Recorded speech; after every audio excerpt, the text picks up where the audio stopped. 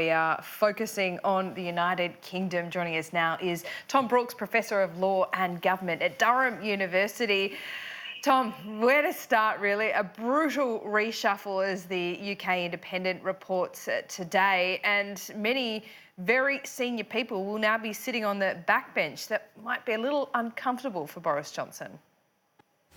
I think it'll be hugely uncomfortable for Boris Johnson for the main reason that he sacked a lot of people who are rich in experience. Philip Hammond is gone, who was a chancellor. Jeremy Hunt, his rival to be leader, is gone. He was foreign secretary and previously health secretary.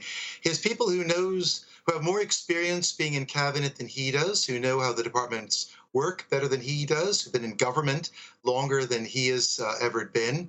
And they will now be disgruntled on a lower salary, who have been opposing his views on no deal and in a very good position to cause them some trouble. So I think he's gone for a very ruthless, very pro-vote leave campaign team cabinet. But I think that they're going to have some formidable opposition, not so much from Labour Party, which is already will be opposing, I'm sure, but really from their own backbenches will be a particular concern. So, what about for the people who he's brought in? Has that instilled much confidence in the coalition, in the party, rather?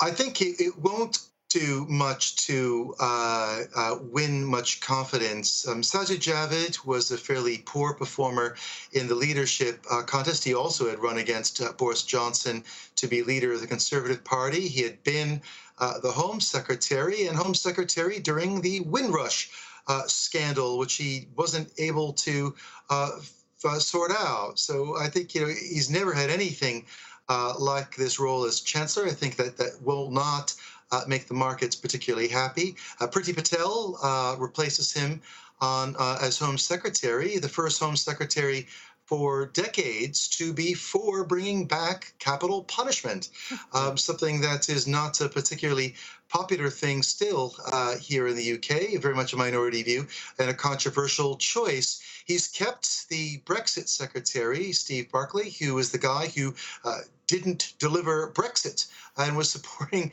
and championing Theresa May's deal. He is now the one in charge of making sure Brexit happens in a couple months. And a series of other controversial appointments, including his chief of staff, who's being referred to as a CEO, Dominic Cummings. He was the strategist behind the Vote Leave campaign that Boris Johnson was the face of, the same campaign found to have broken electoral law. And Cummings had been in contempt of Parliament for refusing to answer all their questions. So a very controversial team, very decidedly kind of a leave Brexit, not as much space for Remainers, yet claiming to try to unite the country. We will see how far he gets. I don't think it'll be very far. Yeah, the Dude Manifesto, as we're calling it here this morning. Also, Thom, looking at Brexit, this is the main game, and this is what Boris Johnson's future leadership really rests on. Does he just need the European Union to believe he is willing to go down the path of a hard Brexit? Because Europe don't really want to wear that. The European Union doesn't really want to wear the consequences and be blamed for a hard Brexit, do they? No, I don't think the EU will want to be blamed for anything. Of course, the EU, and I think they've really won the PR battle on this, that have constantly said, all right, Britain, what kind of Brexit do you want? If you want tariff-free trade, you have it right now with the European Union. You are part of the largest free trade bloc, and a bloc that is doing trade deals all the time with countries around the world that you, Britain, want to have free trade with. So what do you want to have that you don't have now, other than paying less into the club to get the same benefits? And the answer has been, well, nothing.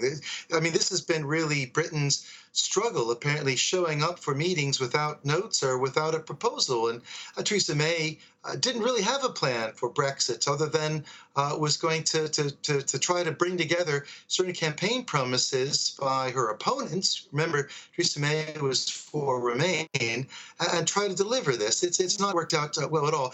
If just being positive or just wanting Brexit to happen, I think to be fair, Theresa May would have done it already. I mean, Theresa May's career was staked on making a success of Brexit. She failed and she was out, and clearly a sign of great regret for her.